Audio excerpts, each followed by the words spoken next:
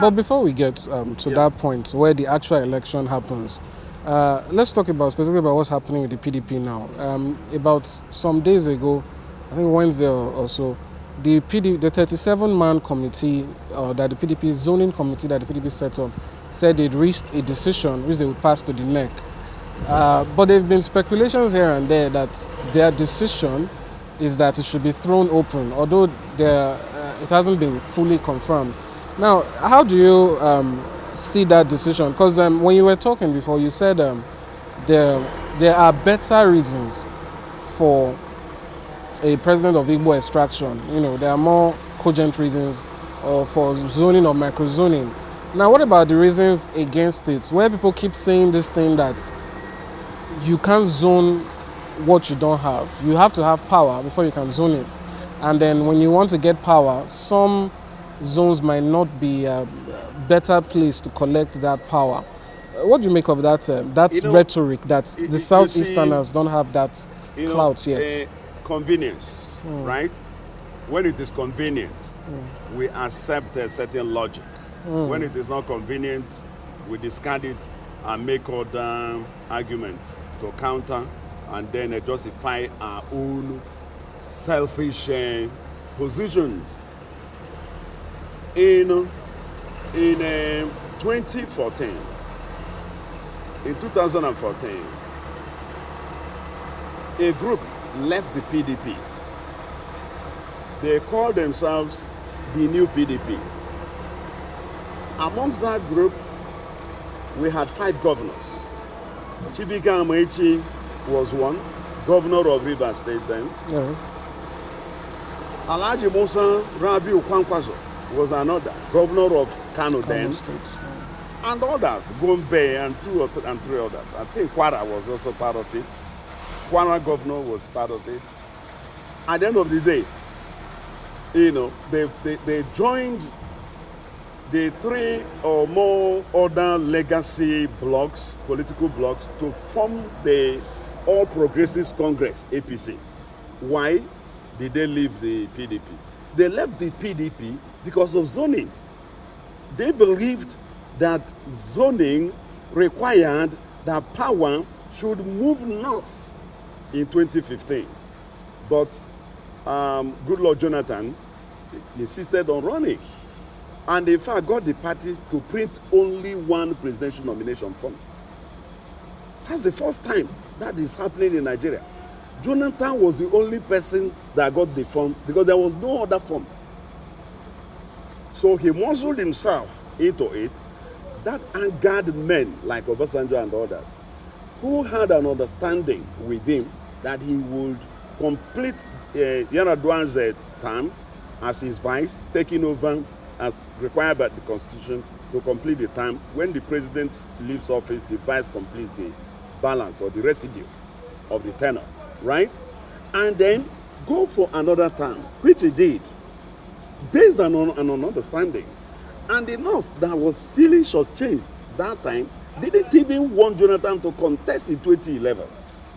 Obasanjo and others, and IBB and others, were able to broker that peace and secured the Northern understanding, because the North said it's our turn and Yar'Adua is dead, we need to replace him and not have somebody else in his place. They prevailed on the North, and the Northern Bloc agreed that Jonathan should go for a fresh term in 2011 and leave office in 2015. Jonathan tested the apple and found that it was sweet and didn't want to leave office. Jonathan insisted on running and brought us where we are today. This whole mess caused by one man, Jonathan. If Jonathan honored the agreement, there will be no argument of power returning to the South now. Why the North is a bit belligerent now? It's because they felt betrayed at a point. So they are indirectly asking you, if you didn't honor the agreement when it was your turn to do so, why are you expecting North to honor. So North is saying throw it open. Whoever has the power should take it. Do you understand that? To that extent, I can't even begrudge North. But I begrudge the political class that left the PDP because of zoning and now saying there is no need for zoning. Do you see where I'm coming from? Yes. So I think it is treacherous. It's wrong. It is not fair. You see, Alhaji Atiku Abubakar, he was once vice president for 8 years under Obasanjo presidency. Atiku left the PDP because of zoning. Atiku today is saying there should be no zoning. So where is honor in this whole thing? I believe that at that level, men who should aspire to lead a country have to be honorable. They have to possess integrity. Their words must be their bond. But because he knows that if he talks about zoning now, he will shunt himself out. He is saying there is no need for zoning. Some of them are even saying, let us talk about merit. It's laughable.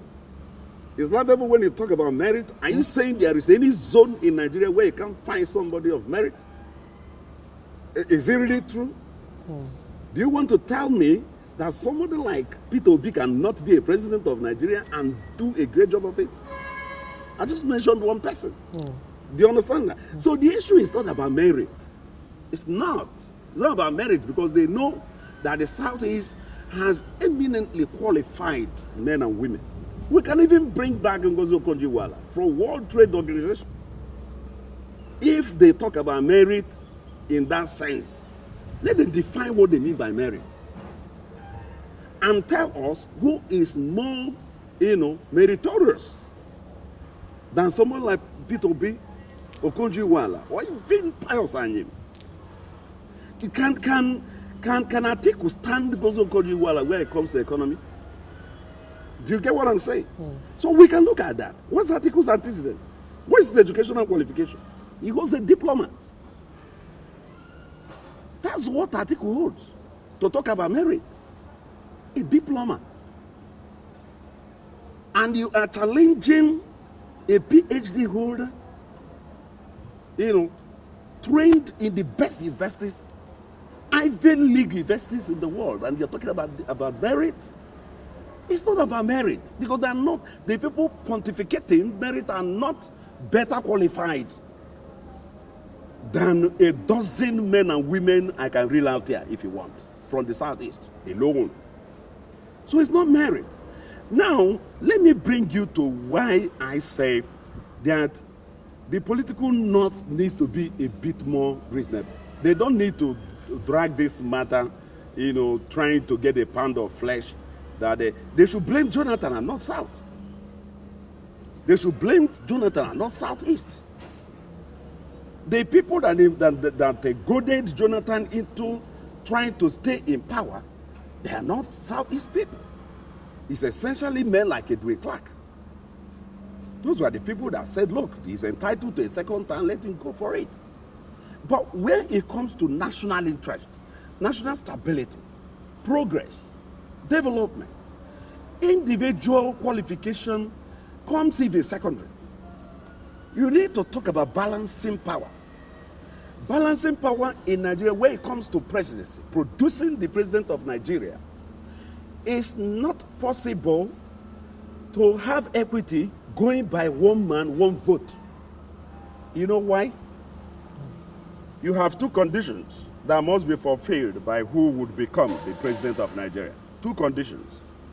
You have to win 24 states, 25% of the votes cast in 24 states, and then you have to have a single majority.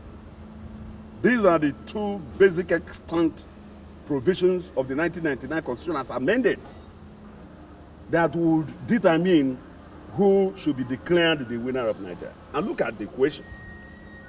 North and South Nigeria are not balanced. You have 19 states in the north And for the purpose of producing the Nigerian president, the Federal Capital Territory where we are is considered a state. If you add that 1 to 19, you get 20. Southern Nigeria is 17. And yet, you have to produce 24. It now means that what that tells you is that Northern Nigeria is more than 3 states ahead of the South in the race to the office of the president. Because North and South Nigeria are not balanced when it comes to fulfilling the constitutional requirements for the production of the president of the country, you have to find other extraneous considerations, moderations, measures that will now rebalance power in such a way as to ensure equity. That is what this whole clamor is all about. Take, for instance, the chance of the Southeast. Southeast has only 5 states. It means whoever wants to run from the Southeast will have to. That is given that he already has Southeast backing him. Yeah. He has to look for support of another 19 states. 19. How do you get that if you don't really bring in measures like zoning? Do you understand that? And PDP, as a political party, out of its wisdom and understanding, wrote into its constitution in 2009 the principle of rotation of presidential power between North and South Nigeria. It's a full respect and recognition of that quintessence. And whoever wants to, argue against the rotation principle, is between the North and the North and South, should go back to that constitution and ask PDP why. Now, coming to the claim by some people, particularly the PDP, that they are not in power and therefore have nothing to zone. That, for me, is a self-serving argument. The presidency of a country is not a property of any political party. It's not a property of APC. Otherwise, PDP and other parties will not be contested. It's a national property. So you flow with it. You think in terms of where it resides at any given point in time. It's not when your own political party has produced. You see, where power is now is in the North. Power has resided in the North for 7 years and will clock 8 years, completing two terms in the North. Conventionally, it has to move south. PDP should understand that. Let me also give you one more important reason why it has to be. You see, if you go to the grown norm of Nigeria, the modern, law of Nigeria, is the Constitution. The 1999 Constitution captures what you call the federal character. That provision, Constitution, is not convention this time. The Constitution says that all political offices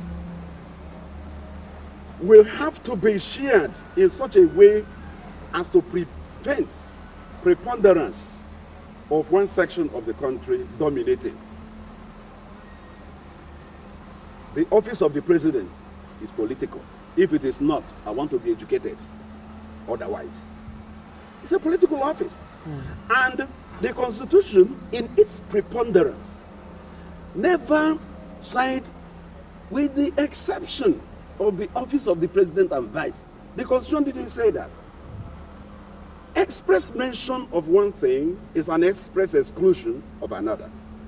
If the Constitution did not exclude the office of the president, it is captured by its contemplation. If it is captured by its contemplation, what should now be the issue is, since the office is indivisible, how do you then do it? You rotate it. The only way to share an indivisible entity is by rotating it. Simple logic.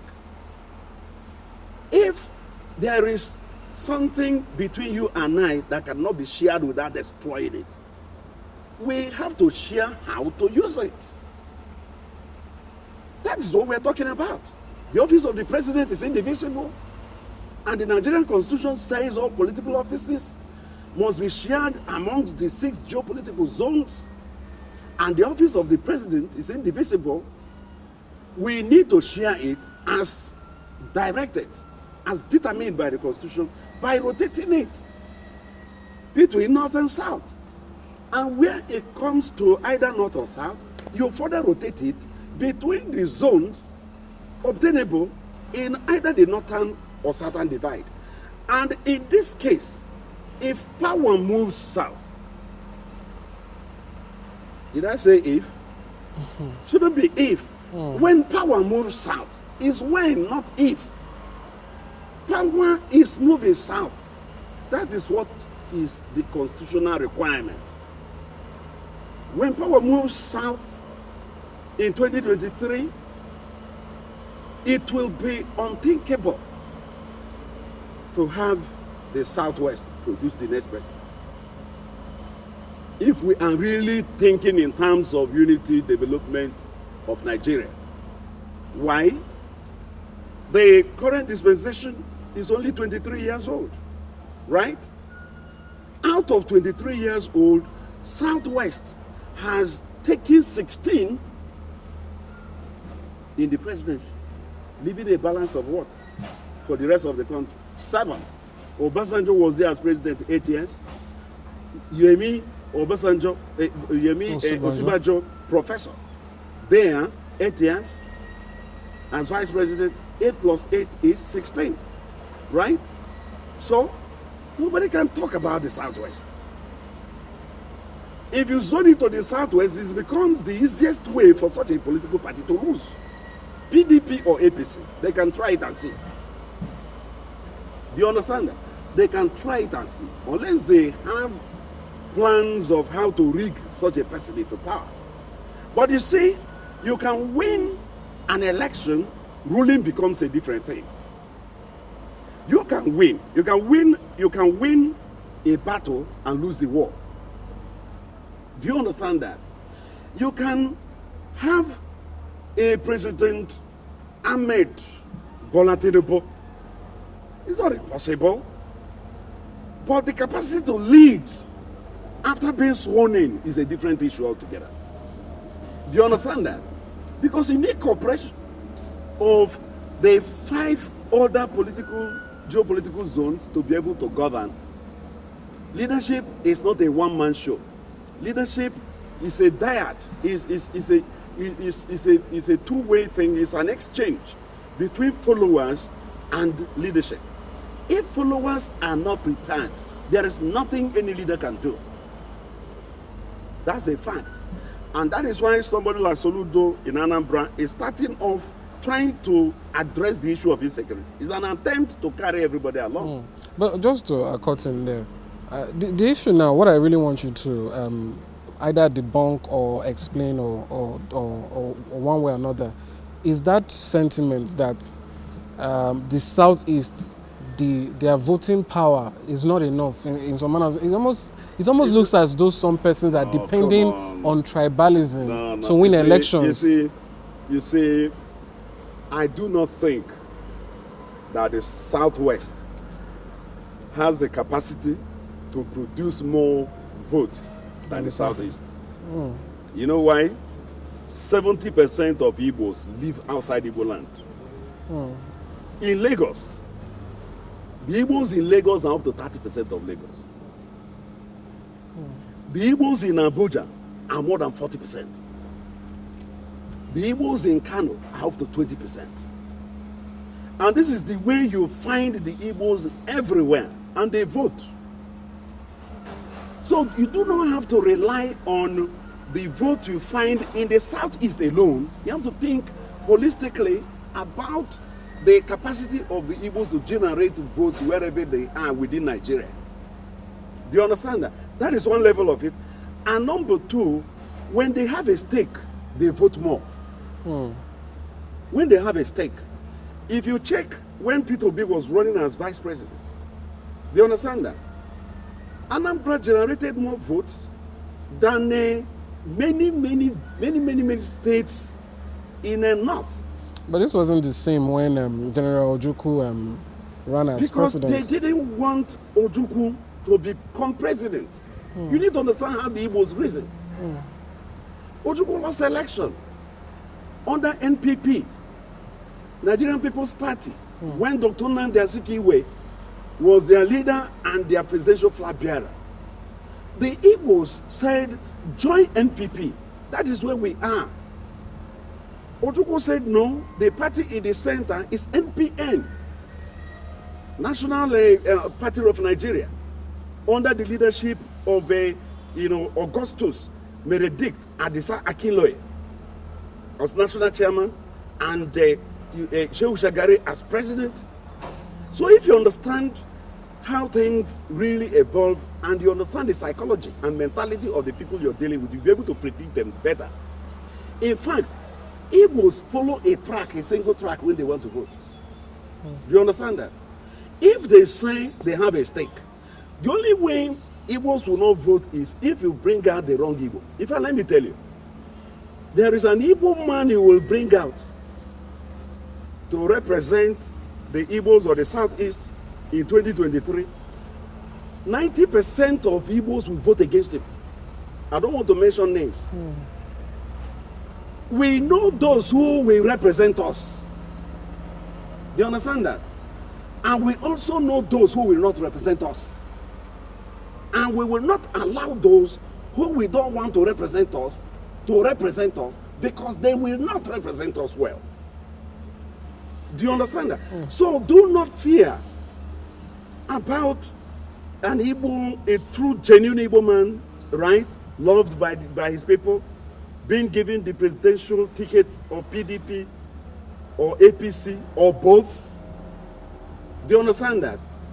If we get both, we will weigh and see who we prefer amongst them and give one of them 80% and the other one 20%. I assure you of this. You see, the Igbos are very clear about what they want out of politics.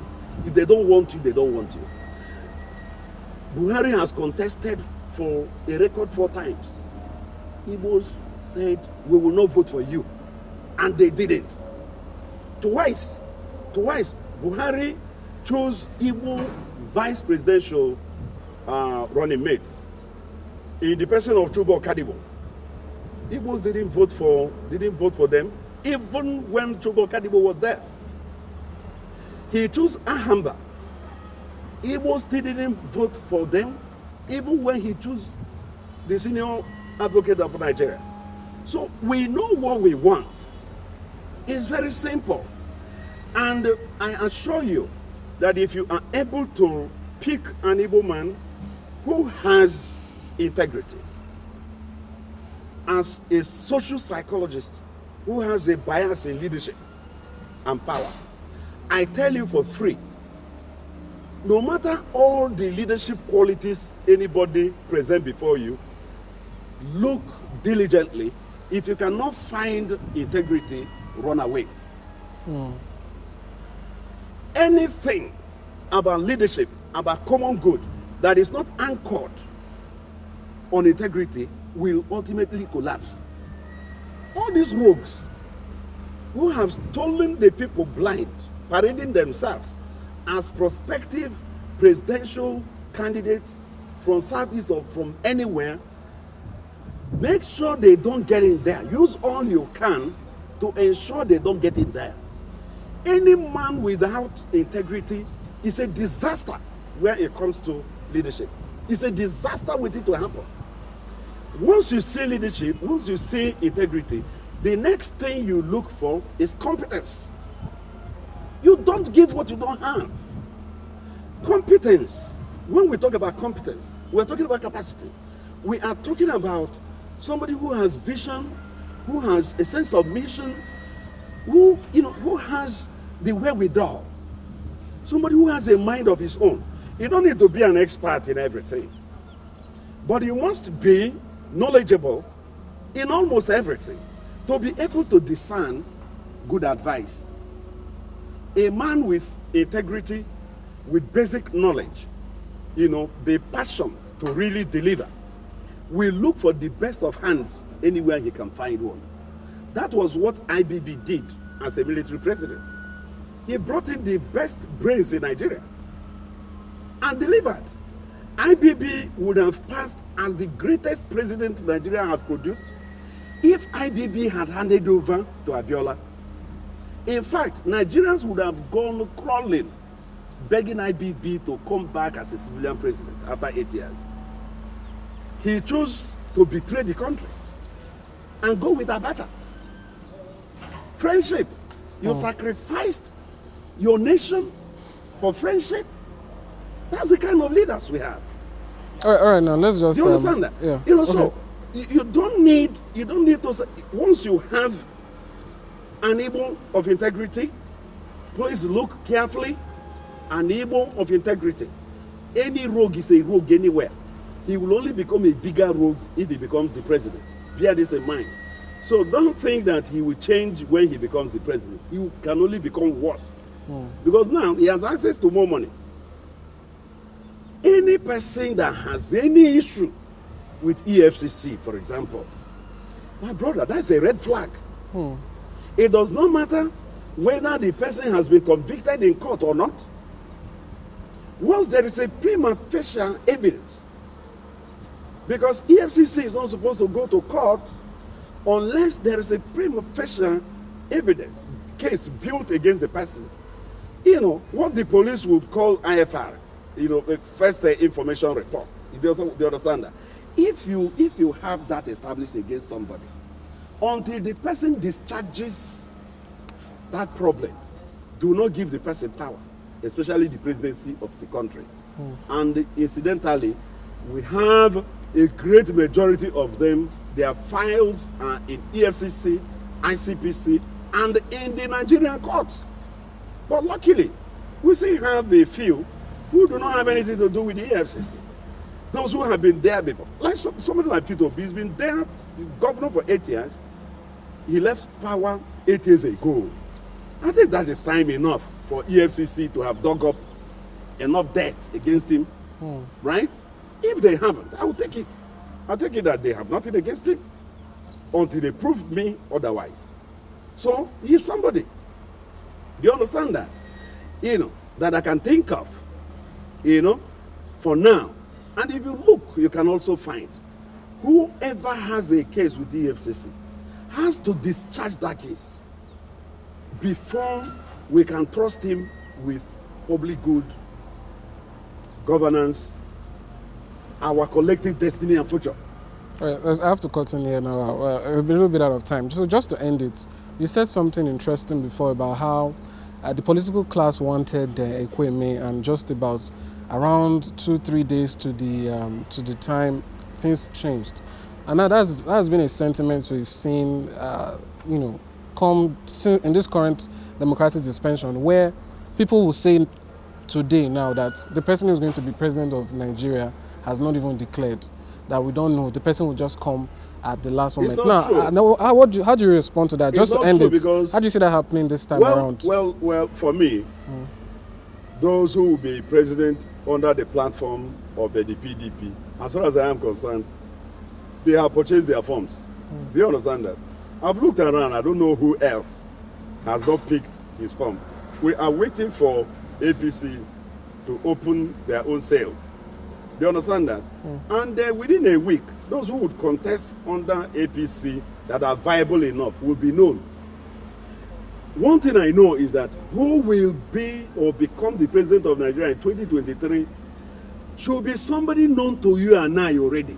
You can't come from one obscurity, relative obscurity, and become the president of Nigeria. That's not going to work. One of the conditions that must be met by a prospective, viable aspirant should be national visibility and acceptability. You should be somebody we know. Nobody should just emerge from nowhere. Somebody will be asking, who is Dr. Mefor that wants to be president of Nigeria? Where is he from? Who is that again? It's not going to happen. No, It's what not about gonna someone happen. The already in the person must political be- class, Yes, but perhaps not doesn't have the spotlight now? We have some persons who've declared, perhaps not official declaration, but declarations of interest. But then there are some persons who even say that, you know what, I'm focused on other things now. The presidency is not my issue. There And is then no time. sometime to that day. there is no time. Go and look at INEC timetable. It will be over by first week of May. And just to add to the question, Yes. So they someone have 1 month to Yeah. do all that, and Yeah. you need to consult. You need to move around. Yeah, just to add to that, to the question, to combine it, people do say that President Buhari is like an anomaly. He's one of the first, or if possibly the only person who has a history of running repeatedly and then finally getting it. How do you speak to that? Do you see that dynamic happening here, where one of the persons who has been constantly, Atiku, that's the hope Atiku has, that if Buhari could get it after trying the record 4 times, himself would also get it. If Atiku is running for the 6th time, not even 4 times, 6th. He started in 1993 with Abiola. Yes. He ran against Abiola in 1993. Do you understand that? 1993. So it's not even in 1999. He's been running.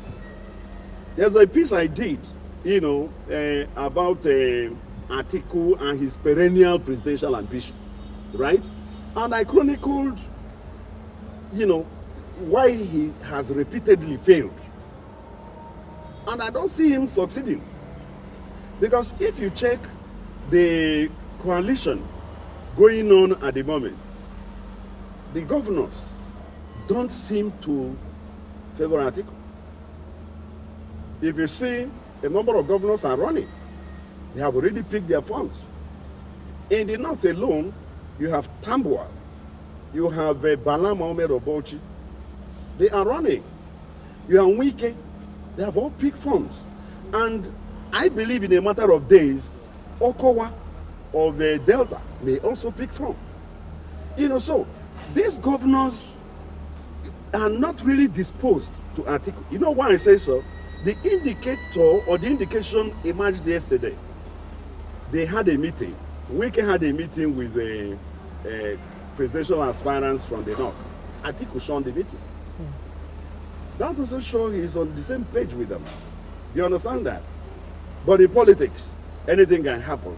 And like they say, in politics, 1 month is a lifetime, right? So maybe realignments can still occur that can throw up an Atiku becoming the presidential candidate of the PDP and possibly the president of Nigeria. It's not impossible. All right. He's a very likable person, but I don't support him running. All right. I have supported him more than 3-4 times before. This time around, I want to support one of my own. I'm going to the polls. I am mobilizing for a presidential candidate of Southeast extraction. That is where I stand, and I've given you my reasons. Thank you very much, Dr. Mefor. Thanks The for coming pleasure on is Top always Talk. mine. Thank you. Thank you.